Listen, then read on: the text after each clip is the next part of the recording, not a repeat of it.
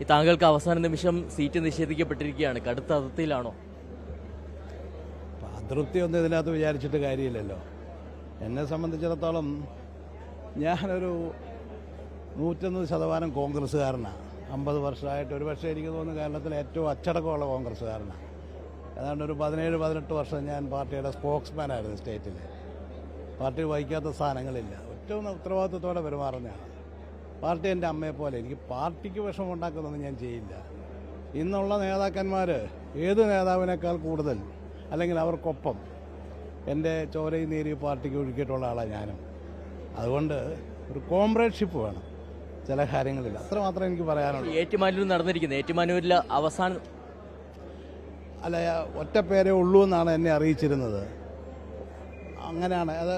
അവിടെ screening committee കഴിഞ്ഞ് സിഇസിലേക്ക് പോകുമ്പോൾ ഒറ്റ പേരേ ഉള്ളൂ എന്നാണ്.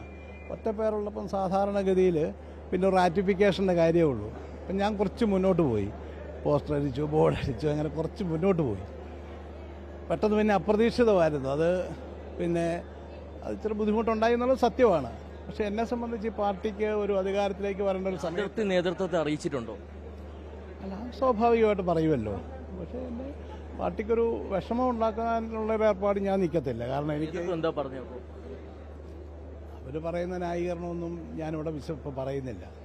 അതൊന്നും പറഞ്ഞാൽ ശരിയാവില്ല. അതൊന്നും പറയുന്നില്ല. അതൃപ്തി എന്ന് പറഞ്ഞു കഴിഞ്ഞാൽ ഞാൻ പാർട്ടിക്ക് വേണ്ടി നിൽക്കുന്ന ആളാണ്. വിഷമം ഉണ്ടെന്നുള്ളത് സത്യമല്ല, ഇതിനില്ലാത്ത കാര്യമാണ്. കാരണം ഇത്രയും മുന്നോട്ട് പോകണ്ട. അല്ല, നേരത്തെ പറയണം. നേരത്തെ പറഞ്ഞാൽ മതി. നേരത്തെ പറഞ്ഞപ്പോൾ എനിക്ക് അതിനകത്ത് വേറെ വിഷയമൊന്നും ഇല്ലായിരുന്നു. അങ്ങനെയൊന്നും ഒരു സ്ഥാനത്തിന് വേണ്ടി കടിച്ചു തൂങ്ങി നടക്കുന്ന ആളൊന്നുമല്ല. ഇവിടെ നേതൃത്വത്തിന്റെ നിർദ്ദേശപ്രകാരമാണല്ലോ അവിടെ പോസ്റ്റർ അടിക്കുകയും യോഗങ്ങൾ വിളിച്ച് ചേർക്കുകയൊക്കെ ചെയ്തിരുന്നത്. അവസാന നിമിഷം ഇത്തരത്തിലൊരു വെട്ട് വരുമ്പോഴേ സ്വാഭാവികമായിട്ട് അത് എന്താണ് കാരണമെന്ന് മനസ്സിലാക്കാൻ കഴിഞ്ഞിട്ടുണ്ട്. പോസ്റ്റർ അടിക്കാനും ബോർഡ് വയ്ക്കാനും എന്നോട് പറഞ്ഞിട്ടില്ല. പക്ഷേ ഞാൻ എൻ്റെ പേരേ ഉള്ളൂ എന്ന് പറഞ്ഞു. കാരണം ഒന്നാമത് വളരെ കുറച്ച് സമയമുള്ളൂ. ആദ്യമായിട്ട് ഒരു തെരഞ്ഞെടുപ്പിൽ ഞാൻ പല തെരഞ്ഞെടുപ്പിൽ മത്സരിച്ചിട്ടുണ്ടെങ്കിൽ ഇത്രയും ഷോർട്ട് ടൈമിൽ, മാത്രമല്ല ഒരാഴ്ച ഹോളി വീക്കാണ് ഞങ്ങളുടെ അവിടെയൊക്കെ. ഒരു പണിയും നടക്കത്തില്ല ആ ആഴ്ച. അപ്പോൾ ആകെ 5-8 ദിവസമേ കിട്ടത്തുള്ളൂ. അതുകൊണ്ടാണ് ഇതെല്ലാം അടിച്ച് റെഡിയാക്കി വെച്ചത്. കാരണം അപ്പം തന്നെ ഫീൽഡിൽ ഇറങ്ങാൻ വേണ്ടി. അപ്പോൾ അതിന് കുറേ, ഞാനൊക്കെ അങ്ങനെ വലിയ സമ്പത്തുള്ള ആളൊന്നുമല്ല. അത്യാവശ്യം ബുദ്ധിമുട്ടൊക്കെ ഉണ്ട്. സ്വതന്ത്രനായി മത്സരിക്കാൻ തീരുമാനിച്ചിട്ടുണ്ടോ? അങ്ങനെ എന്തെങ്കിലും നീക്കം നടത്തുന്നു? അതൊന്നും പാർട്ടിക്ക് വിഷമം ഉണ്ടാക്കാത്ത ഒരു കാര്യം ഞാൻ ചെയ്യില്ല. ഞാൻ പറഞ്ഞത് എൻ്റെ അമ്മയെ പോലെ പാർട്ടി. കേരളത്തിലെ ഏത് കോൺഗ്രസ്സുകാരനേക്കാളും ജോസഫ് വാഴക്കനെ സംബന്ധിച്ച് ചോദിച്ചാൽ എല്ലാവർക്കും അറിയാം. ഞാൻ പറഞ്ഞില്ല, ഞാൻ 10-17 വർഷം പാർട്ടിയുടെ സ്പോക്സ്മാൻ ആയിരുന്നു.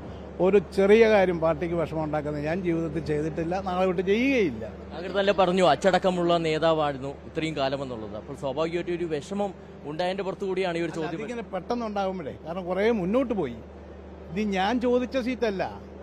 പാർട്ടിയുടെ ഉത്തരവാദിത്തപ്പെട്ട നേതാക്കന്മാർ എന്നോട് പറഞ്ഞതാണ് പോയി ഏറ്റുമാനൂർ മത്സരിക്കണം വാസവനുമായിട്ടെന്ന്.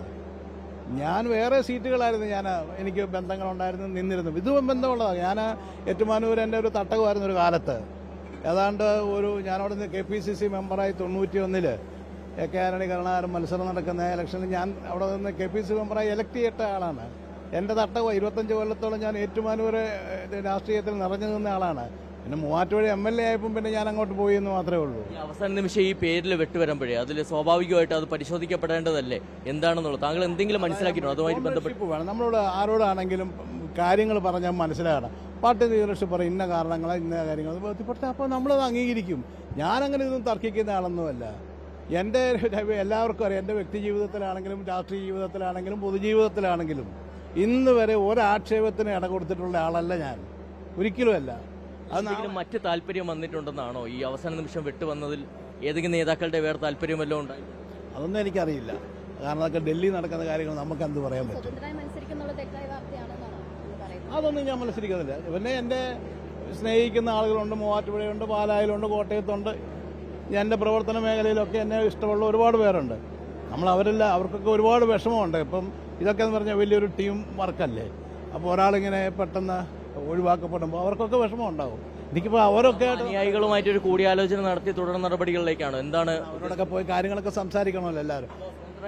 മത്സരിക്കാനുള്ള സാധ്യത ഇപ്പോഴും ഉണ്ട്? അതൊരിക്കലും ഇല്ല. ഇല്ല, ഒരിക്കലും ഞാൻ സ്വതന്ത്രമായിട്ട് മത്സരിക്കല്ല. ഒരിക്കലും മത്സരിക്കല്ല. അനുയായികളുടെ വിഷമം കൂടി. ഇതെന്റെ അമ്മയായി പാർട്ടി.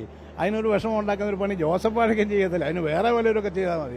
അങ്ങനെയൊക്കെ ചെയ്തിട്ടുള്ളവരൊക്കെ തന്നെ ഇന്ന് ഈ പാർട്ടിയുടെ പറഞ്ഞ നിലയിൽ ഇരിക്കുന്ന ആളുകൾ മാത്രമല്ല മറ്റ് ചില നേതാക്കൾ കൂടി, ഇപ്പോൾ ദീപ്തി മേരി വർഗീസ് അടക്കമുള്ള നേതാക്കൾക്ക് ഈ ഒരു സമാനമായ സാഹചര്യം നേരിടേണ്ടി വന്നിട്ടുണ്ട്. അപ്പോൾ അത് പാർട്ടിയിൽ പരിശോധിക്കണം. അത് അല്ല, അവരുടെ കാര്യമൊന്നും എനിക്കറിയത്തില്ല. അത് അവരോട് ചോദിക്കണം.